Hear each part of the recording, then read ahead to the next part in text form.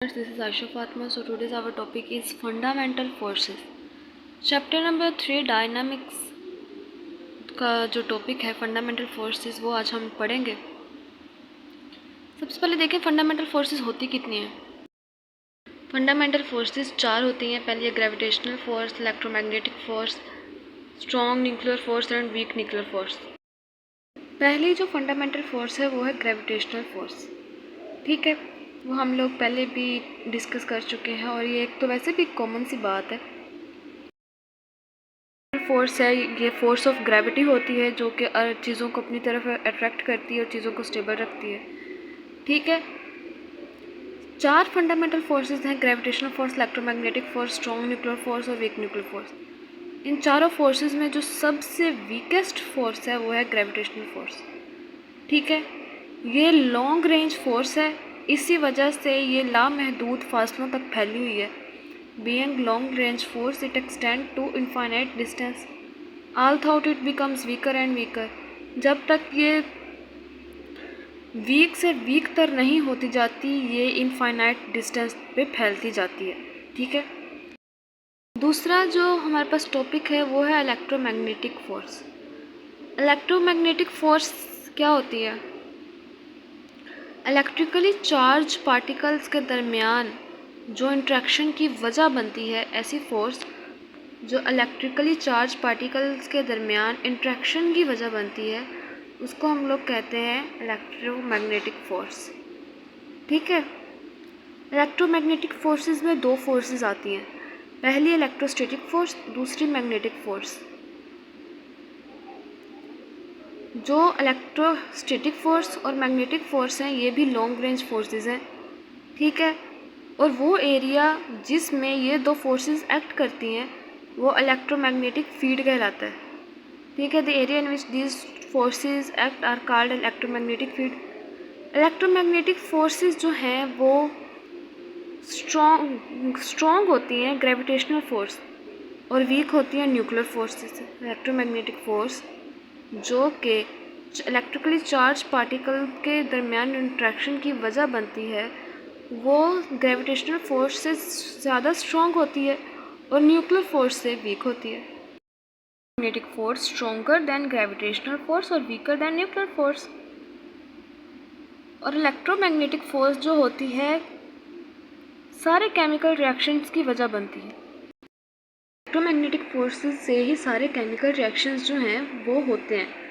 ठीक है, electromagnetic force atoms को, मॉलिक्यूल्स को और क्रिस्टल्स को एक साथ जोड़ के रखती है। It binds together atoms, molecules and crystal.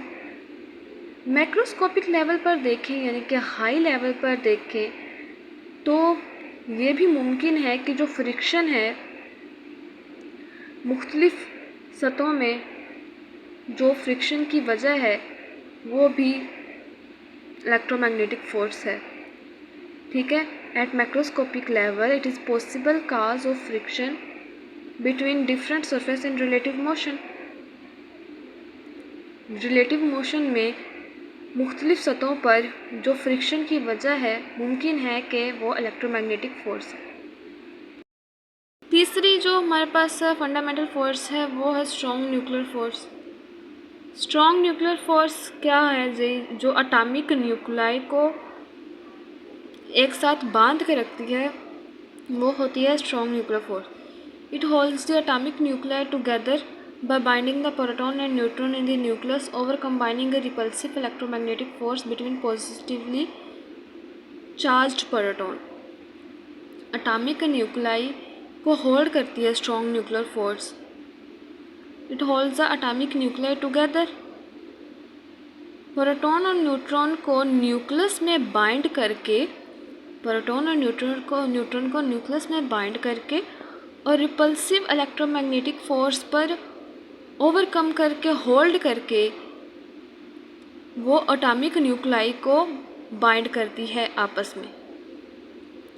ठीक है, it hold the atomic nuclei by binding the proton and neutron in the nucleus, overcoming a repulsive electromagnetic force between positively charged proteins protons के दरमियान positively charge protons के दरमियान जो repulsive force होती है उसको ओवरकम कर लेती है स्ट्रॉन्ग न्यूक्लियर फोर्स। ये शॉर्ट रेंज फोर्स होती है, is also a short range force with the order of 10⁻⁴ metre if the distance between nucleons increase. अगर 10⁻⁴ मीटर से डिस्टेंस इंक्रीज हो जाता है न्यूक्लॉन्स के दरमियान तो ये स्ट्रॉन्ग न्यूक्लियर फोर्स लगना बंद हो जाती है। ठीक है, स्ट्रॉन्ग न्यूक्लियर फोर्स जो होती है वो एक शॉर्ट रेंज फोर्स होती है। अगर जो डिस्टेंस इंक्रीज हो जाए 10⁻⁴ मीटर से न्यूक्लॉन्स के दरमियान तो this force cease to act. Cease का मतलब होता है बंद हो जाती है ये फोर्स एक्ट करना। ठीक है, तीसरी जो फंडामेंटल हमारे पास फोर्स है वो है week nuclear force. Week nuclear force क्या है जी? न्यूक्लियस की जो डिसइंटीग्रेशन के लिए जो कोई वजह जो जिम्मेदार होती है जो फोर्स, वो वीक न्यूक्लियर फोर्स होती है। Week nuclear force is responsible for disintegration of a nucleus. मिसाल के तौर पर अगर इलेक्ट्रॉन्स, प्रोटॉन्स और न्यूट्रॉन्स ये स्ट्रॉन्गली बाइंड नहीं होते, इनके दरमियान स्ट्रॉन्ग न्यूक्लियर फोर्स नहीं होती, इनके दरमियान जो न्यूक्लियर फोर्स है वो वीक होती है, तो न्यूक्लियस जो है तबाह हो जाता है। क्योंकि भाई ना इलेक्ट्रॉन, प्रोटॉन, न्यूट्रॉन अगर होल्ड होंगे स्ट्रॉन्गली तभी तो न्यूक्लियस बनेगा।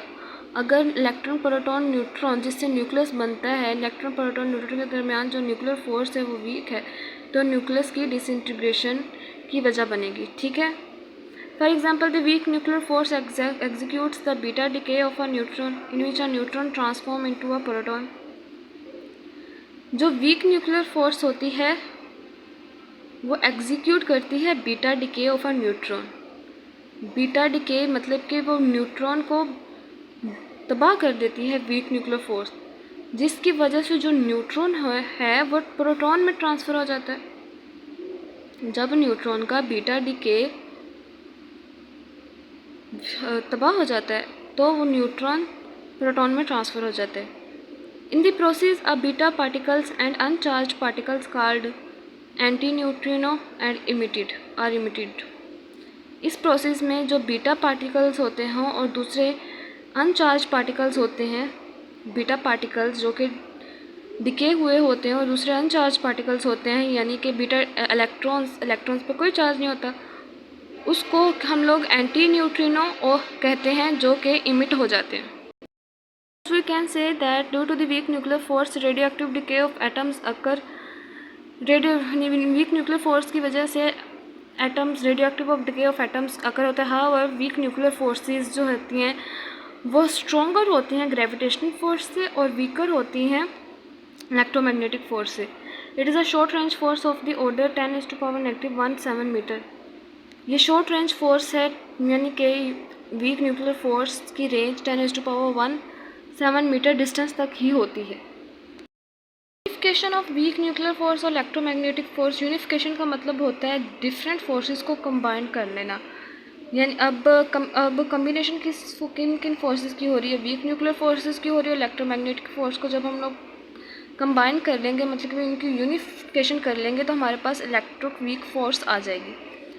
पाकिस्तानी साइंटिस्ट जो है वो doctor Abdus Salam along with Sheldon Glashow and Steven Weinberg are awarded in 1979 Nobel Prize in Physics for their contribution to the unification of weak nuclear force and electromagnetic force as electroweak force।